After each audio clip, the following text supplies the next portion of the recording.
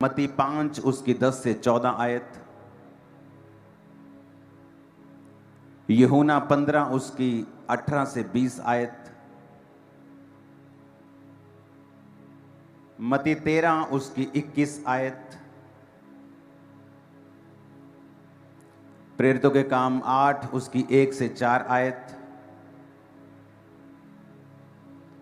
प्रेरितों के काम 5 उसकी 41 आयत, पहला पत्रस 4 उसकी 12 आयत, दूसरा तीमुथियुस 3 उसकी 12 आयत, प्रेरितों के काम 4 उसकी 29 से 31 आयत।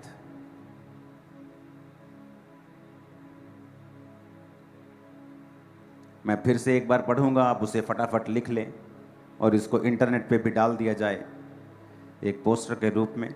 मत्ती 5 उसकी 10 से 14, यूहन्ना 15 उसकी 18 से 20, मत्ती 13 उसकी 21 आयत, प्रेरितों के काम 8 उसकी 1 से 4,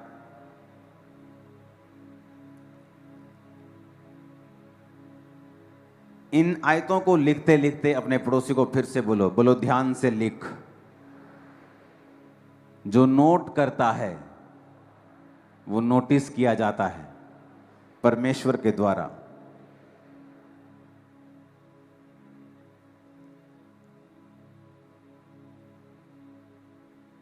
परमेश्वर की सारी आशीषें वचन के पीछे छुपी हैं,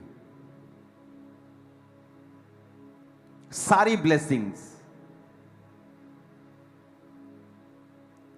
और जैसे जैसे मेरे जीवन के दिन बीतते जा रहे हैं और मैं एक्सपीरियंस करता जा रहा हूं, वैसे वैसे मेरा विश्वास और दृढ़ होता जा रहा है डे बाय डे। क्यों?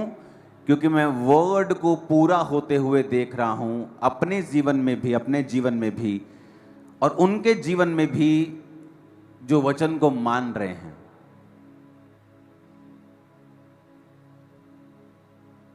परमेश्वर ने जो मुझे मैसेज दिया था क्रूसेड टाइम, गुरदासपुर क्रूसेड में आपने उस मैसेज को सुना कि परमेश्वर ने कहा कि तुम सबको ये आज्ञा है कि जाओ और सुसमाचार सुनाओ।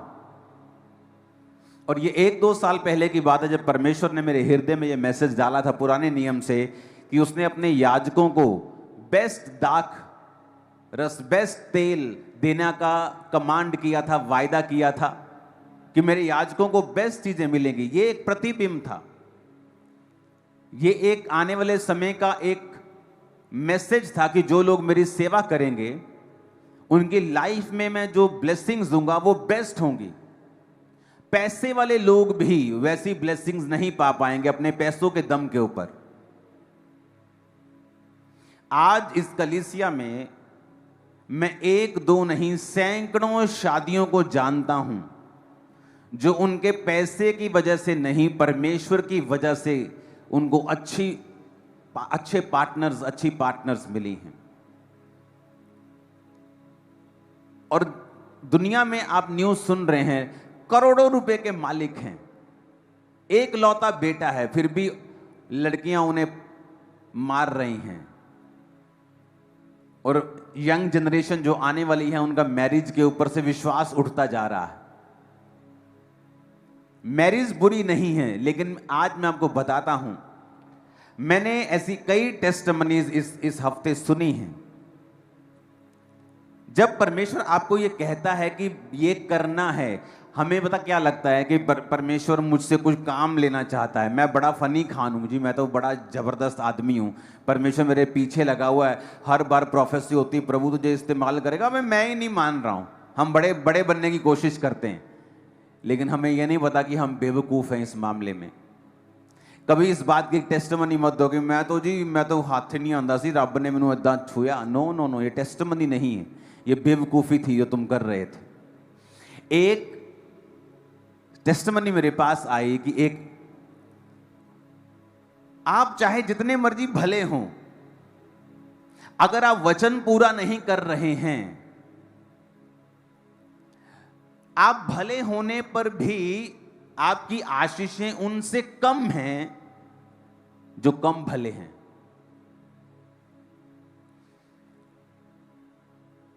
थर्सडे मैंने बताया था कि परमेश्वर ने 1999 में 1999 में दुनिया का सबसे बड़ा पेंटिकोस्टल स्ट्रक्चर, पेंटिकोस्टल चर्च जो नाइजीरिया में बनी थी, वो सबसे गरीब देश में परमेश्वर ने क्यों चुना बनाना? क्योंकि उस पास्टर की गवाही थी कि वो अपने टाइट को भूलता नहीं था जब वो गरीब था, और चर्च का और पर्सनल टाइट वो निकालता था और निकालता था और निकालता था, और परमेश्वर ने उस गरीब देश में भी सबसे बड़ी चर्च को खड़ा कर दिया। आज वही चर्च दुनिया का सबसे बड़ा स्टेडियम बना रही है, जो दुनिया के सबसे बड़े स्टेडियम, इंडिया के सबसे बड़े स्टेडियम से दुगना। क्यों? परमेश्वर साबित करता है कि अगर तुम मेरे वचन को पूरा करोगे, कोई मायने नहीं रखता तुम्हारा देश कौन सा है, जाति कौन सी है, परिवार कौन सा है, बैकग्राउंड कौन सा है, मैं तुम्हें किसी भी रीति से कहीं से भी इतना आशीषित कर सकता हूं जितना अमीर देशों में उतने बड़े चर्च नहीं बने जितना गरीब देश में बन गया। अमेरिका में भी बहुत बड़े बड़े चर्चेस हैं, लेकिन बात यह थी कि किसी व्यक्ति ने फैसला किया कि मैं परमेश्वर के वर्ड के ऊपर चलूंगा, और परमेश्वर को ऐसे व्यक्ति चाहिए जो वचन के ऊपर स्टैंड लेने वाले हों, और परमेश्वर उन व्यक्तियों को दूसरों को दिखा सके कि देखो इस व्यक्ति ने मेरा वचन पूरा किया, और देखो मैंने इसके जीवन में असंभव काम किया है। आज उस सबसे बड़े गरीब देश में, आज भी उस देश में आप चले जाओ, आपको 1950 वाली फीलिंग आएगी। आपको आप मेन रोड पे चले जाओ, आपको टूटी हुई दुकानें, मोस्टली 90% 80% आपको टूटी हुई दुकानें, गली हुई लोहे की छतें, टीनें आपको मिलेंगी। ऑलमोस्ट एवरी शॉप, यहां तक कि वहां के जो आपको बड़े बड़े क्या बोलते हैं पेट्रोल पंप रास्ते में मिलेंगे, वो भी खस्ता हालत में मिलेंगे। लेकिन वहां पर एक व्यक्ति वर्ड पूरा कर रहा है, और बहुत से लोग उस गवाही से इनकरेज हुए।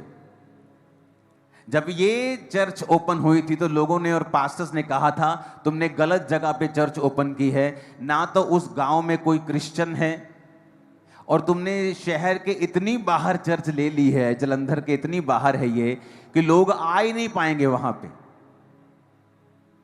और यहां अब मुंबई से भी लोग फ्लाइट पकड़ के संडे आ जाते हैं, कोई फ्रांस से आ जाता है, कोई इंग्लैंड से आ रहा है, कोई यूएसए से आ रहा है, कोई कनाडा से बैठा हुआ है। बात यह है कि तुम लोग वचन को कितना अपने जीवन में लेते हो। अब परमेश्वर ने कहा सेवा कर। लोगों को क्या लगता है कि परमेश्वर अपना राज्य फैलाना चाहता है, इसलिए वो हमें कह रहा है कि जाओ सेवा करो। हम सोचते हैं कि इसमें परमेश्वर की कोई भलाई है। भाई साहब, परमेश्वर की कोई भलाई नहीं है। चाहे 10 लाख या 10 करोड़ या 100 करोड़ लोग स्वर्ग जाएं, उसने तो बना दिया है स्वर्ग और नरक। अब किसको कितने कहां जाना है ये हम पे निर्भर करता है। तुम स्वर्ग नहीं जाओगे तो स्वर्ग हिलने वाला नहीं है, बिल्कुल भी तुम्हें मिस करने वाला नहीं है। उसने तुम्हें वचन दे दिया है, तुम्हारे लिए जान दे दी है। अब ये हमारा फैसला है। एक टेस्टिमनी में जो मुझे आई कि एक व्यक्ति जब इस सेवकाई में आकर उसने सब चीजों को देखा और उसने सेवकाई के सब फलों को देखा, और उसका बेटा जो था वो इनकरेज नहीं था सेवा के लिए इतना, और जब वो सेवा को देखकर जाके बोला कि मैं भी अब सेवा करूंगा, परमेश्वर ने उसके रास्तों को खोला और जो डिले स्पिरिट थी उसे खत्म किया, और उसकी जिंदगी में बहुत बड़ा एक काम हुआ जैसे ही वो यहां से गया। सुनो मेरी बात, मैं सब टेस्टिमनी को खुल के नहीं दे सकता हूं, लेकिन आपको समझना पड़ेगा। आप भले हो सकते हैं, आपके माता पिता भले हैं, प्रभु में पवित्रताई में हैं, लेकिन अगर आप वर्ड पूरा नहीं कर रहे हैं और झिझक रहे हैं,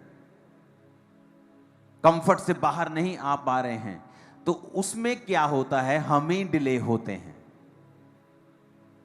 जब लोग इस सेवकाई में आए और उन्होंने सेवकाई की बरकतों को देखा कि परमेश्वर जो अफ्रीका में करता था, जो अमेरिका में करता था, वो आपकी सेवकाई में बढ़ के हो रहा है उससे भी। लेकिन कैसे हो रहा है हम नहीं जानते, लेकिन ब्रदर ये आपके जीवन में जो हो रहा है ना, ये अद्भुत हो रहा है। ये कैसे हो रहा है? मैं शुरू से ही इस बात में दो मन नहीं रहा हूं कि मुझे परमेश्वर की सेवा करनी है कि नहीं करनी। जब मैं 6 मंथ का विश्वासी था और अभी तक अपने डिप्रेशन से भी बाहर नहीं आया था पूरी तरह से, हालांकि वो बढ़ गया था और नशा छोड़ चुका था, पाप छोड़ चुका था, हीलिंग मैंने अभी रिसीव नहीं की थी, डिलीवरेंस रिसीव नहीं की थी, दुष्ट आत्मा से आजाद हो गया था, लेकिन फिर भी अभी शैतान के अटैक कभी कभी वो आता था करने के लिए। और 6 महीने का विश्वासी होने के बावजूद मैं सेवा में आ गया था, लोगों पे प्रार्थना करता था, प्रीच करता था, काउंसलिंग करता था लोगों की। और वही पैटर्न शुरू से मेरी लाइफ में मैंने फॉलो किया है। मैं अपने बिजनेस में हूं तब भी सेवा कर रहा हूं, मैं किसी से मिल रहा हूं तो प्रचार कर रहा हूं, किसी से मिल रहा हूं, किसी रिश्तेदार को मिल रहा हूं, उसे अच्छा लगे ना लगे, मैं यीशु मसीह के बारे में बता रहा हूं और प्रचार कर रहा हूं। मैंने कभी भी ये नहीं सोचा कि लोग मेरे बारे में क्या सोचेंगे या लोग ये क्या कहेंगे, कि हर वक्त यीशु मसीह की बात करता रहता है। आप जब लोगों में बैठते हैं तो रेयरली मैंने देखा है लोगों को यीशु मसीह की बात करते हैं। इधर की बात करेंगे, उधर की बात करेंगे, देश की बात करेंगे, पॉलिटिक्स की बात करेंगे, इकोनॉमी की बात करेंगे, लेकिन जीसस की बात नहीं करेंगे। और इसीलिए मैंने नोटिस किया है कि मेरी लाइफ में जो ब्लेसिंग्स लोगों को 60 साल में नहीं मिलती हैं, वो मेरी लाइफ में अभी से हैं, वो सेवकाई अभी से है। और इमेजिन करो अगर अभी हमने वो पैटर्न फॉलो करके यहां पहुंचे हैं तो फ्यूचर कहां होगा। Too glorious. जो लोग बेचारे देख नहीं पा रहे, उनकी आंखें चुंधिया रही हैं, वो तो अंधे हो जाएंगे फ्यूचर में। जो देखने वाले हैं वो, उनकी तो आंखें बंद हो जाएंगी, क्योंकि ये परमेश्वर का प्लान है आप लोगों के लिए। जब आप फैसला करते हैं कि मैं सेवा करूंगा, जो ब्लेसिंग आपको 15 साल बाद मिलने वाली है, जो डिले में है, परमेश्वर उसको जल्दी और बेस्ट आपकी लाइफ में भेजना शुरू करता है। हमें लगता है कि परमेश्वर हमें चुन रहा है, पता नहीं इसमें परमेश्वर को कितना का फायदा है। मैंने आज 10,000 टाइथ बोया है, पता नहीं आज कितने के चर्च में फायदे हो जाएंगे। इसमें हमारा फायदा है, आपका फायदा है, मेरा। अगर मैं आज मैंने लाखों रुपए के सीड को मैं सोच के आया हूं बोने के लिए, उसमें परमेश्वर का फायदा नहीं है, उसमें मेरा फायदा है। वो मेरे रास्तों को ओपन कर रहा है, वो मेरी लाइफ में ग्रेस को बढ़ा रहा है, वो मुझे वो आशीष दे रहा है जिसके मैं काबिल नहीं हूं। जो आज मेरी जिंदगी में है, जो आशीषें हैं, जो सेवकाई परिवार कुछ भी है, मैं उसके काबिल नहीं हूं। नेचुरली अगर प्रभु को मुझसे दूर कर दिया जाए तो मैं उन चीजों के काबिल नहीं हूं। लेकिन उस सेवा के कारण और उस वर्ड के कारण जो मैंने फॉलो किया है, और उस वचन के कारण जो बाइबल में लिखा है, मैंने उस वचन को फॉलो किया है। मैंने सोचा नहीं है, मैंने ज्यादा सोच विचार नहीं किया है, मैंने सलाहें नहीं ली हैं, मैंने बुजुर्गों से इस विषय में सलाह नहीं की, मैंने पास्टरों से सलाह नहीं की मुझे कैसे और कब सेवा करनी चाहिए। मैंने उसे शुरू किया है। जब तक लोग मसीह में आकर बपतिस्मा नहीं ले पाते हैं, मैं ले हैंड के साथ प्रार्थना करना शुरू कर दिया था।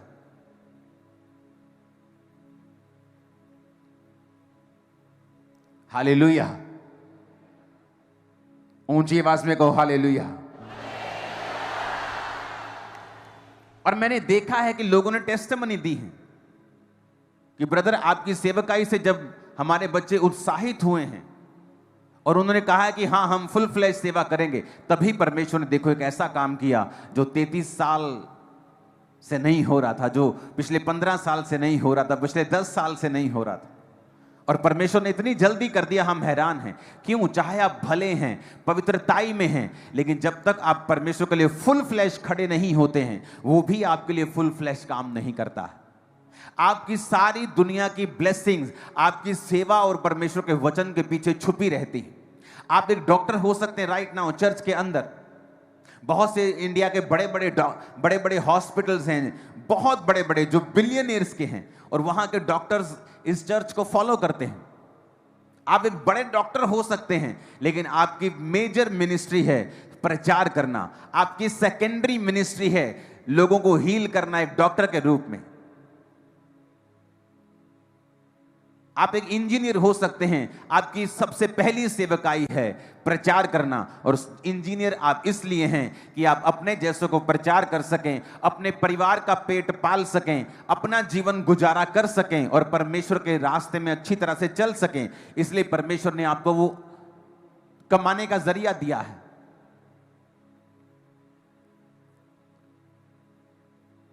जब मैं मसीह में बड़ा हो रहा था तो इतनी बातें नहीं जानता था। तो मेरे साथ एक औरत थी जो सेवा करती थी, और जब वो सेवा करती थी तो एक बात बोलती थी कि मैं अपनी कुड़ी नू सेवा च नहीं पाना। तब मुझे इतनी समझ नहीं थी, क्योंकि उसे सेवकाई में दुख नजर आते थे, परसिक्यूशन थी, प्रॉब्लम्स थी।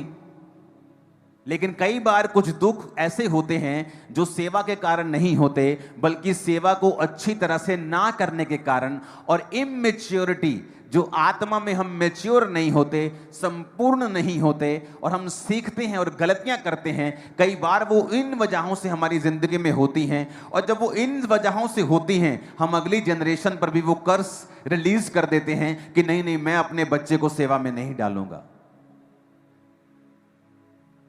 कई बार पास्टर जो खुद नहीं बोता, खुद टाइथ नहीं बोता, खुद बीजों को नहीं बोता है, और वो खुद फाइनेंशियली तंग होता है, और जब बच्चे अपने पिता की ओर देखते हैं और देखते हैं कि इसको हमारी फीस कलेक्ट करने के लिए संघर्ष करना पड़ता है, घर का बिल पे करने के लिए संघर्ष करना पड़ता है, और वो ये कहते हैं नहीं, हम सेवा में नहीं आएंगे, हम यीशु को तो मानेंगे लेकिन सेवा नहीं करेंगे, और वो दुनिया के और तरीके अपनाने लगते हैं और दुनिया के पढ़ाई करने लगते हैं। और पढ़ाई करना अच्छी बात है, लेकिन उनका जो मेन नजरिया होता है वो ये होता है कि हम सेवा में नहीं बल्कि दुनिया में से अपनी चीजों को हासिल करेंगे। और धीरे धीरे उनकी लाइफ में भी स्ट्रगल शुरू होता है, डिसअपॉइंटमेंट शुरू होती है, क्योंकि वो अपने पिता की ओर देख रहे हैं।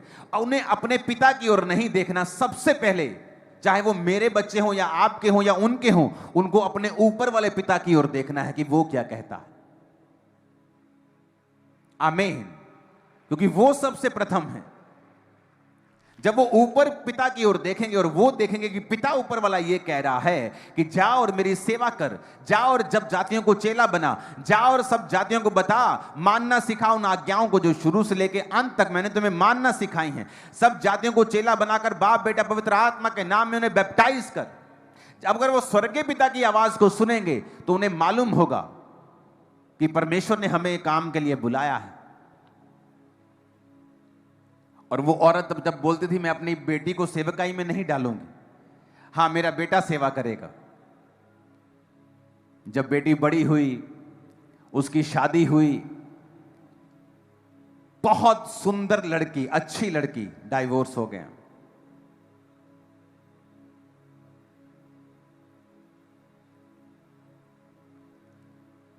इजरायली कहते, जब उन्हें न्यूज मिली कि सामने के देश में बड़े जायंट रहते हैं, बड़े बड़े ऊंचे लंबे लोग, हम उन्हें मार नहीं सकते, कहते नहीं नहीं असि नहीं जाना उठे। देखो ये देखो भेदिए क्या लेके आए हैं, भेद कि वहां पे तो जायंट रहते हैं, हमने अपने बच्चे मरवाने। परमेश्वर कहता अब तुम नहीं जाओगे, तुम्हारे बच्चे प्रवेश करेंगे उस राज्य में, लेकिन तुम नहीं जाओगे, क्योंकि तुम्हारा अविश्वास ये साबित करता है कि अब तुम वहां नहीं जाओगे। और सोचो, सेम मुसीबत उसके बेटे की लाइफ में भी आई, उस औरत के बेटे की लाइफ में, पर बेटा निकल गया और सेटल हो गया और बेटी सेटल नहीं हुई। क्यों? क्योंकि वो सेवा में नहीं थी। सेम मुसीबत भाई बहनों पे आई, मैरिज प्रॉब्लम, जब आप सेवा में होते हैं आप प्रोटेक्टेड होते हैं। प्रभु आपका एक्स्ट्रा ध्यान रखता है, एक्स्ट्रा ब्लेसिंग आपकी लाइफ में होती है, एक्स्ट्रा स्पीड आपकी लाइफ में होती है, ज्यादा तरीके से, ज्यादा बड़े तरीके से परमेश्वर आपको ब्लेस करता है। और वो चीजें होती हैं जो एक नॉर्मल विश्वासी अपनी लाइफ में हासिल करने में समय लगाता है और समय लगता है, और लेकिन आपकी लाइफ में वो जल्दी होता है।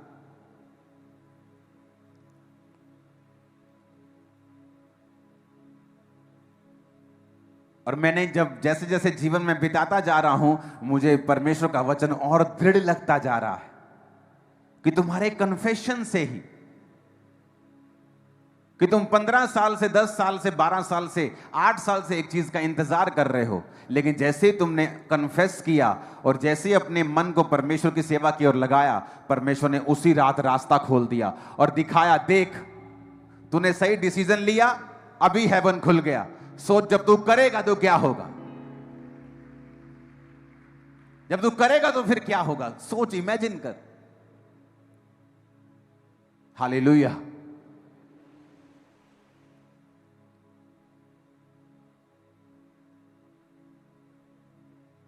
आपको सेवा के लिए उत्साहित रहना है। बाइबल कहती है, जब हम परमेश्वर के वचन को पढ़ते हैं, पहला पत्रस 4 उसकी 12 और दूसरा तीमुथियुस 3 उसकी 12, इन दोनों वचनों को पहले हम दूसरा तीमुथियुस पढ़ते हैं। पर जितने मसीह यीशु में भक्ति के साथ जीवन बिताना चाहते हैं वो सब सताए जाएंगे। प्रभु ने कहा, जो भक्ति के साथ जीवन बिताना चाहते हैं, राइचियसनेस के साथ जिंदगी बिताना चाहते हैं, वो सब सताए जाएंगे। बाइबल में एक ही दुख है जो वायदा करता है प्रभु कि तुम्हें मिलेगा अगर तुम मुझ में सही चलोगे।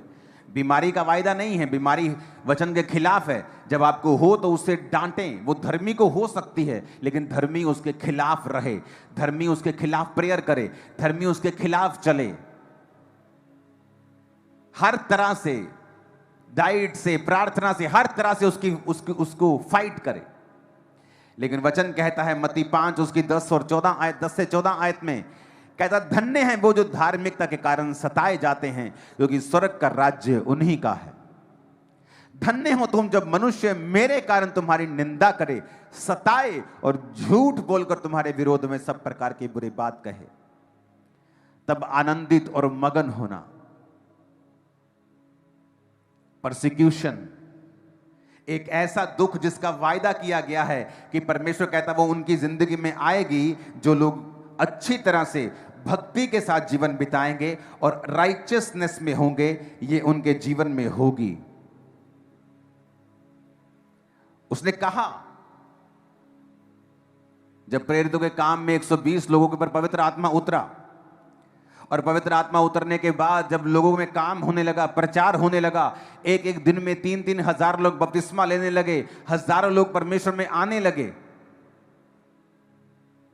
तो वहां पे परसिक्यूशन शुरू हुआ। लोगों को लगा, लो जी, परमेश्वर ने काम करना शुरू किया था, शैतान ने काम कर दिया। वो शैतान ने नहीं किया,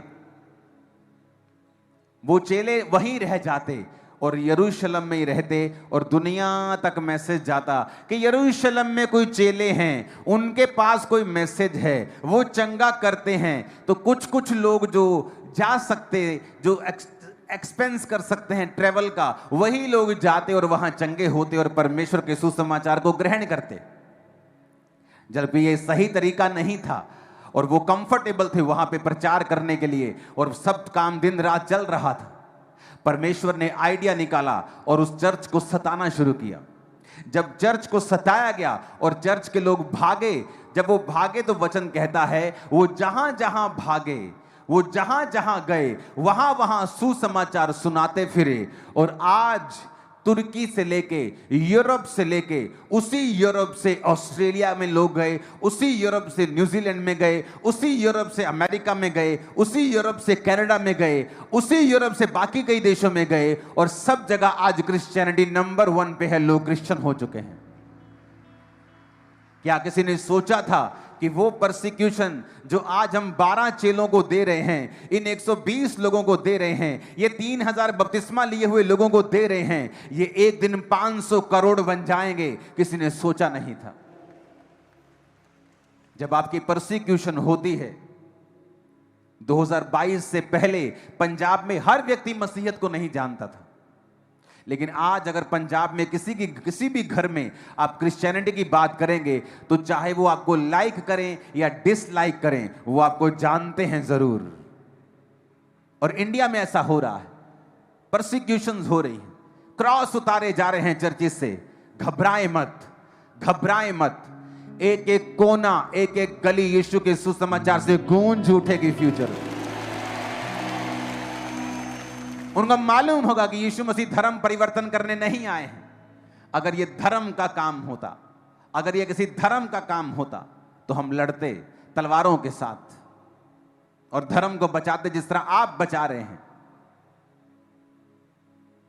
लेकिन ये धार्मिकता है। परमेश्वर ने कहा वो धार्मिकता के कारण तुम सताए जाओगे। धार्मिकता क्या है? अपने माता और पिता की आज्ञाओं को मानना। धार्मिकता क्या है?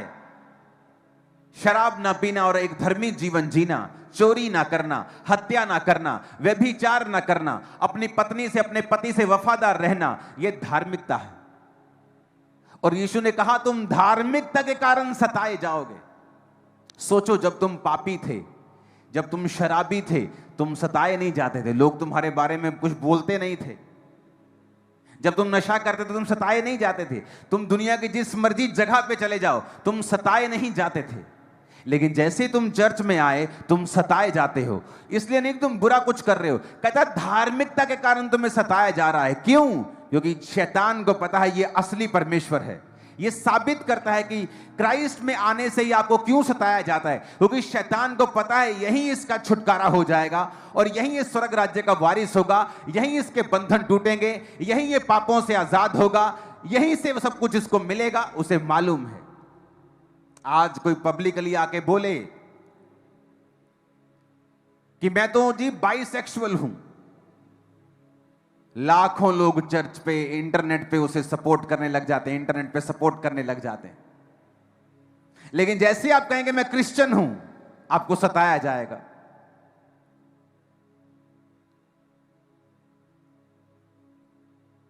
कोई आदमी बोले कि मुझे औरत से नहीं आदमी से प्यार है, उसको सपोर्ट करने वाले आपको लाखों मिल जाएंगे। लेकिन जैसे आप बोलेंगे मैं क्रिश्चियन हूं, आपको सताया जाएगा। यीशु ने कहा यह निशानी है कि स्वर्ग में तुम्हारे लिए एक बड़ा फल है। यह निशानी है कि परमेश्वर का आत्मा तुम में वास करता है, और यह निशानी है कि परमेश्वर का राज्य अब फैलने जा रहा है। आमीन ऊंचे वाला चाहिए चर्च।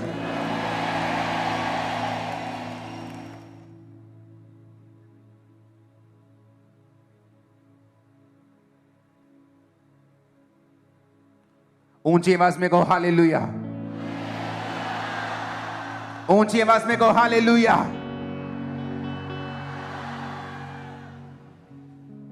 आपको यह बात समझनी है कि जो सताव है, यूहन्ना 15 उसकी 18 से 20 में लिखा है, यदि संसार तुमसे बैर रखता है तो तुम जानते हो क्योंकि उसने तुमसे पहले मुझसे बैर रखा है। यदि तुम संसार के होते तो संसार अपनों से प्रेम रखता, इस कारण कि तुम संसार के नहीं वरन मैंने इस संसार में से तुम्हें चुन लिया है, इसीलिए संसार तुमसे बैर रखता है।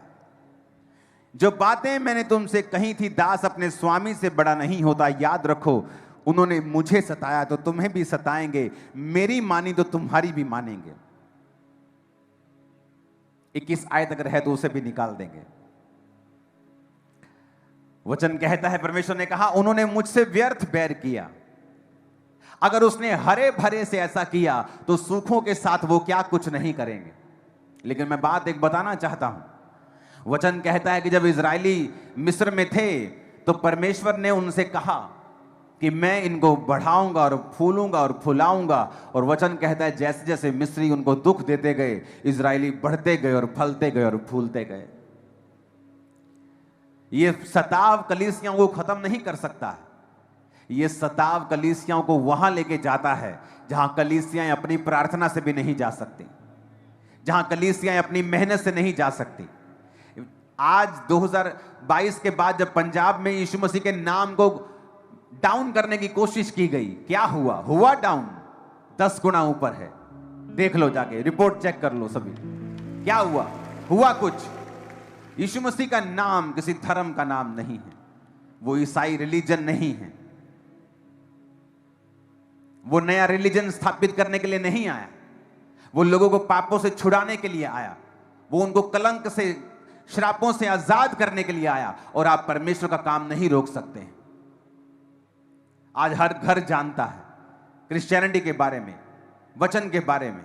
किसी के पास नेगेटिव रीति से गया, किसी के पास पॉजिटिव से गया है, तो पौलुस कहता कुछ तो भली मनसा से प्रचार करते हैं और कुछ तो इस बात के लिए प्रचार करते हैं कि मेरे लिए जेल में कलेश पैदा करें।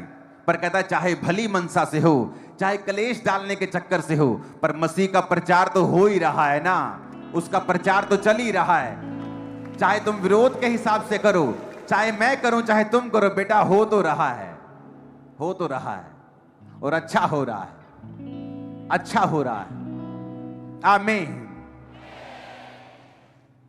आपके बारे में जब खिलाफ बोला जाए, परमेश्वर ने कहा वो तुम्हारे बारे में बुरी बातें बोलेंगे। सोशली लिखा, तुम्हारा नाम काट देंगे का मतलब तुम्हें सोशली परसिक्यूट किया जाएगा, तुम्हें पानी नहीं दिया जाएगा, तुम्हारी शादी पे ना आने की धमकी दी जाएगी, तुम्हें गांव से निकालने की धमकी दी जाएगी। परमेश्वर कहता है उनकी धमकियों से मत डरना, मैं तुम्हारे साथ हूं, मैं तुम्हें वहां फैला दूंगा जहां तुम पहले कभी नहीं जा पाते थे। और कहता स्वर्ग में तुम्हारे लिए बड़ा फल है।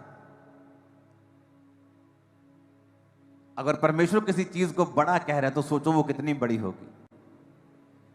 जिसके लिए धरती, पूरी धरती एक मिट्टी के कण के बराबर है यूनिवर्स के सामने, जिसके लिए धरती एक मिट्टी का कण है, और वो अगर वो अपने मुंह से कहे कि तुम्हारे लिए स्वर्ग में बड़ा फल है, सोचो वो बड़ा कितना बड़ा होगा। नॉन इमेजिनेबल बड़ा होगा, संभाल नहीं सकोगे इतना बड़ा होगा। हालेलुया, ऊंची आवाज में को हालेलुया।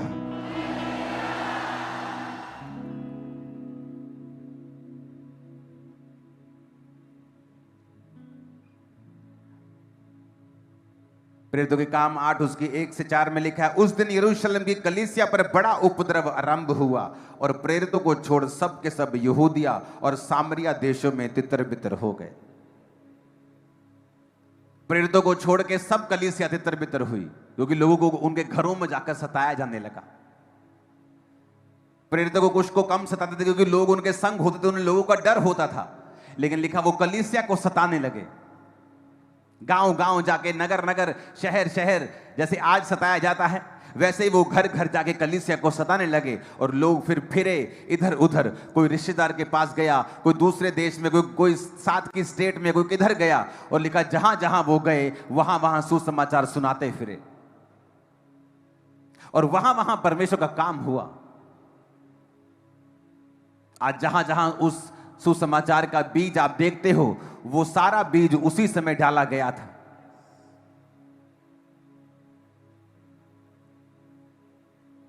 आप एक बीज हो। जब दुश्मन आपको खिलारने की कोशिश करेगा, छितेरने की कोशिश करेगा, बिखेरने की कोशिश करेगा, वो एक्चुअल में एक फसल का इंतजाम कर रहा है जो आप देखने वाले हैं। क्योंकि वो बीज जो उसने छितेरे और बिखेरे हैं वो फसल बन जाएंगे, तुम रोक नहीं पाओगे, तुम्हारे लॉ रोक नहीं पाएंगे, जो सिर्फ सताव के लिए बने हैं और किसी चीज के लिए नहीं। हालेलुया। ये वो समय है, परमेश्वर ने कहा कि तुम आनंदित होना। अपने अपने पड़ोसी को बोलो, तू आनंदित होना। प्रेरितों के काम 5 उसकी 41 में लिखा है, वे इस बात से आनंदित होकर महासभा से निकाल दिए गए कि हम उसके नाम के लिए अपमानित होने के योग्य तो ठहरे। कहता पतरस जो प्रेरित थे वो इस बात से आनंदित हुए कि हम परमेश्वर के नाम के लिए अपमानित हुए। उन्हें वो अपना मेडल लगा। पास्टरों का मेडल बड़ी चर्च, बड़ी गाड़ियां नहीं है, ये तो अविश्वासियों के पास भी है, पाप करने वाले, नशों को बेचने वाले लोगों के पास भी है, अपने शरीर को बेचने वाले लोगों के पास भी है। लेकिन कहता तुम्हारा मेडल है अगर तुम्हें मेरे नाम के कारण सताया जाए, ये तुम्हारी उपलब्धि है। सोच लो कि तुम्हें मेडल मिल रहे हैं, किसी को सिल्वर, किसी को ब्रॉन्ज, किसी को गोल्ड। कहता जितना बड़ा सताव उतना बड़ा मेडल। ये हमारा मेडल है, ये हमारा अचीवमेंट है। कहता इससे आनंदित होना, परसिक्यूशन से बचने की कोशिश मत करो। मेरे इस लड़की की शादी कहां होगी? So stupid. वो परमेश्वर क्या शादी नहीं करवा सकता? वो इतना छोटा है क्या? मेरा सरपंच मुझसे दूर हो जाएगा, मेरा पॉलिटिकल कैरियर बर्बाद हो जाएगा। अरे जिन्होंने पॉलिटिकल कैरियर के हाईएस्ट पॉइंट पे जाकर भी जिनके बच्चे और जिनके ग्रैंड बच्चे खुदकुशियां कर रहे हैं, वो कुछ नहीं कर पाए, तुम क्या कर लोगे? आज सफलता के लेकर भी बड़े बड़े लोग, बड़े बड़े आर्टिस्ट बोलते हैं कि मैं सोचा कि जब मैं हाईएस्ट लेवल पे सक्सेसफुल हो जाऊंगा मैं खुश हो जाऊंगा, और मैंने क्या देखा कि जब मैं हाईएस्ट लेवल की सक्सेस को, करोड़ों रुपए की सक्सेस को हासिल कर लिया, तभी मैंने देखा मैं खुश नहीं। बड़े बड़े लोग आपको, बड़े बड़े आर्टिस्ट कहते हुए मिलेंगे, मुझे मेरा दिल करता था कि मैं ये शरीर छोड़ दूं, मैं ये शरीर को त्याग दूं, मैं मर जाऊं। क्यों? क्योंकि वो रियल हैप्पीनेस, वो वैक्यूम है उनकी लाइफ के अंदर जो सिर्फ परमेश्वर पूरा कर सकता है। वो परमेश्वर की सेवा उसे कंप्लीट कर सकती है।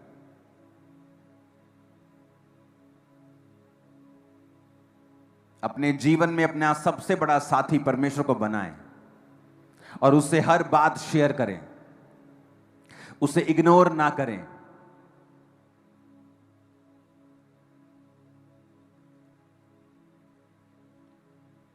अगर आप उसे अपना साथी बनाएंगे और उससे प्रेम करेंगे, वो लाइफ टाइम आपके संग रहेगा, आपको शर्मिंदा नहीं होने देगा।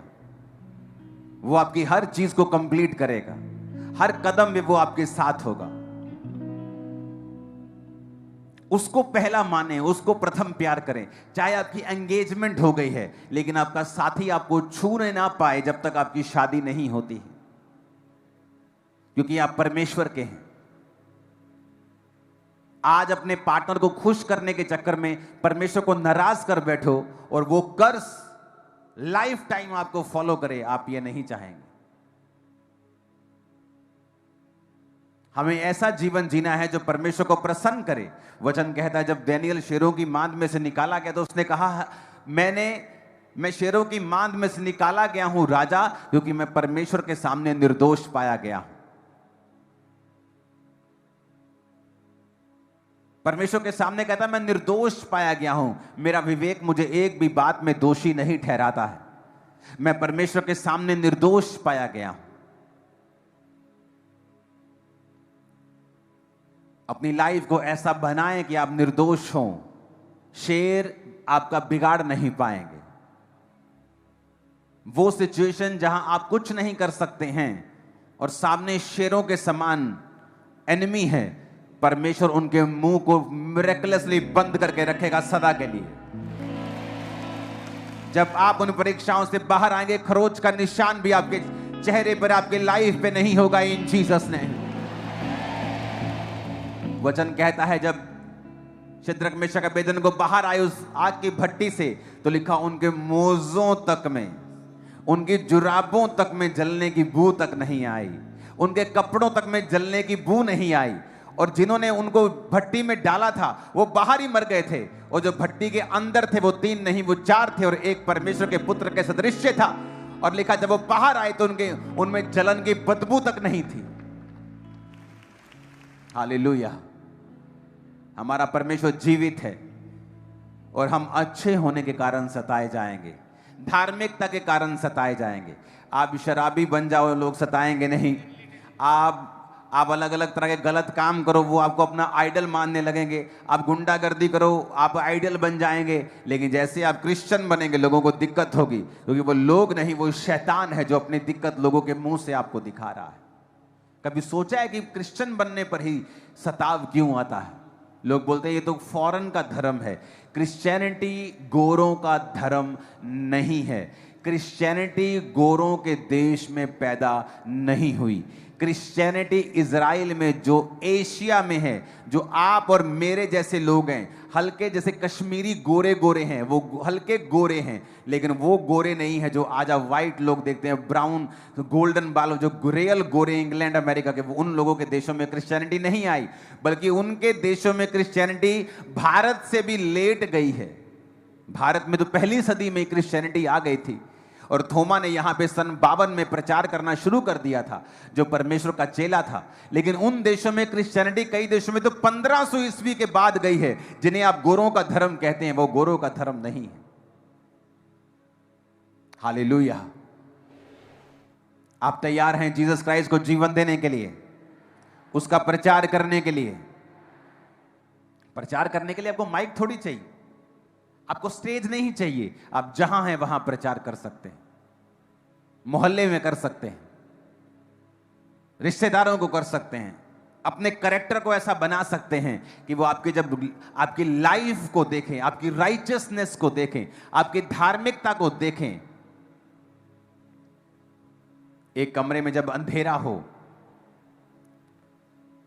और सब पाप कर रहे हो, कोई किसी को कुछ नहीं कहता, लेकिन जैसे लाइट आए तो वो लाइट वाले को बोलने लगते, ओए लाइट बंद कर, लाइट बंद कर, लाइट, क्योंकि तू हमें एक्सपोज कर रहा है। क्रिश्चियन इस जगत की ज्योति हैं, आप लाइट हैं। जब आप जाते हैं ना, आप एक्सपोज करते हैं दूसरों को, वो आपको देखकर ऑफेंडेड फील करते हैं कि ये क्यों कह रहा है कि अपने पत्नी के साथ वफादार रहो। संसार तो कहता है प्यार बार बार हो जाता है, उन्हें ऑफेंडेड फील होता है जब वो किसी धर्मी को देखते हैं। ये क्यों कह रहा है कि अपने बॉस के साथ वफादार रहो? हमारा तो इस 2 नंबर की कमाई के बिना गुजारा ही नहीं होता। जब आप धर्मी जीवन जीते हैं और लाइट में जीते हैं, और जो पाप में होते हैं वो आपसे ऑफेंड हो जाते हैं। और इसलिए परमेश्वर ने कहा तुम धार्मिकता के कारण सताए जाओगे। तो जब तुम सताए जाओ तो आनंदित होना, मग्न होना, स्वर्ग में तुम्हारे लिए बड़ा फल है। चेले आनंदित होकर लिखा महासभा से निकाले गए और उन्होंने कहा हम प्रभु के लिए अपमानित होने के योग्य तो ठहरे।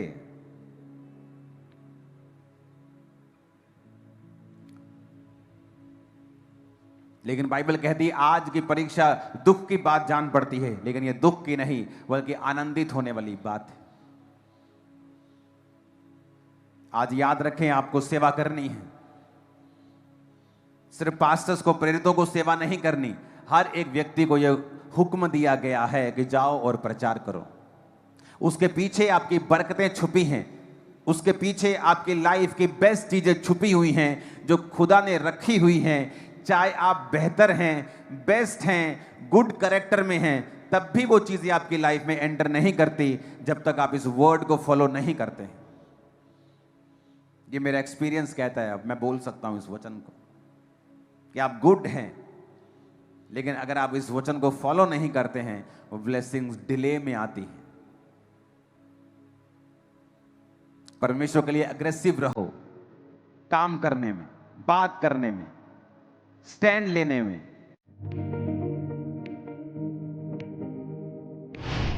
परमेश्वर के दास के द्वारा दिए गए जीवित वचनों और गहरे आत्मिक भेदों को जानने के लिए आप हमारे YouTube चैनल को अभी सब्सक्राइब करें और बेल आइकन को दबाना ना भूलें, ताकि हर एक नई अपडेट और अनाउंसमेंट सबसे पहले आप तक पहुंच सके।